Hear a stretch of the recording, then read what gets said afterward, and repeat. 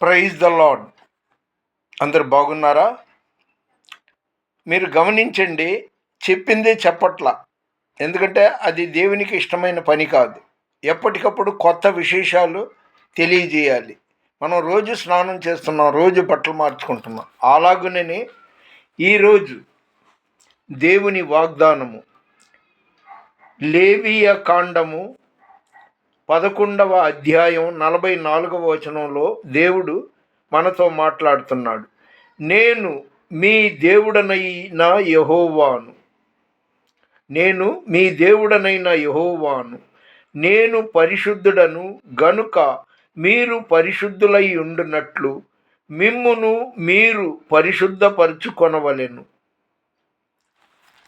మనం ఎలా ఉన్నాం అనేది మనకు తెలుసు కాబట్టి ఒకసారి మనల్ని పరిశీలించుకొని, ఒకవేళ దేవునికి అనుకూలంగా పరిశుద్ధంగా లేకపోతే పరిశుద్ధంగా ఉండే ప్రయత్నం గట్టిగా చేద్దాం. అది దేవునికి ఇష్టమైన పని. ఫిబ్రవరి 15వ తారీఖు ఆదివారం మహాశివరాత్రి అన్యులకు.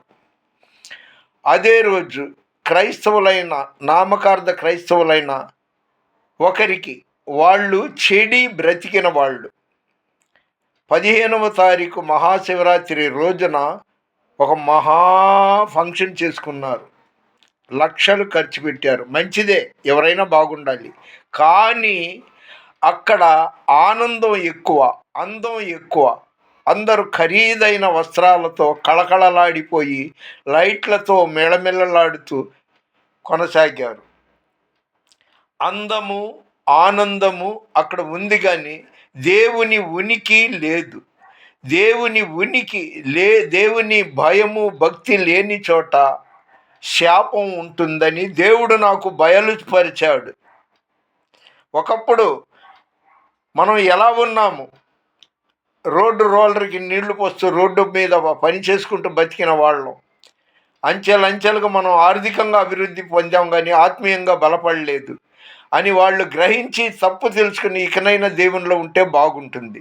కానీ ఆ రోజు దేవుని ఉనికి ఒక సూది మనంత కూడా, ఒక క్షణం కూడా లేదు. అంతా ఆనందం, అందం, ఆనందం. ఏదో ఎప్పుడో నేను సినిమాలు చూసే రోజుల్లో అందమే ఆనందం, ఆనందమే జీవిత మకరందం, వాళ్ళకి అలా ఉంది. కానీ ఆనందం దేవునితో ఉండాలి. ఫిలిప్పీల్లో ఉన్న 4వ అధ్యాయంలో ఉంది, ఎల్లప్పుడూ ప్రభువునందు ఆనందించుడి. ఈ లోకంతో ఆనందించడం కాదు, ప్రభువునందు ఆనందించుడి. మరలా చెప్పుచున్నాను, ప్రభువునందు ఆనందించుడి. అర్థం చేసుకోండి, ఆలోచించండి, దేవుని వైపు తిరగండి. మన వినికిడిలో దేవుడి కొన్ని మాటలు దీవించునుగాక. దేవుని పరిచర్యలో మీ రత్నం ఫ్రాన్సిస్. God bless you. దయచేసి లైక్ చేయండి, షేర్ చేయండి, సబ్స్క్రైబ్ చేయండి.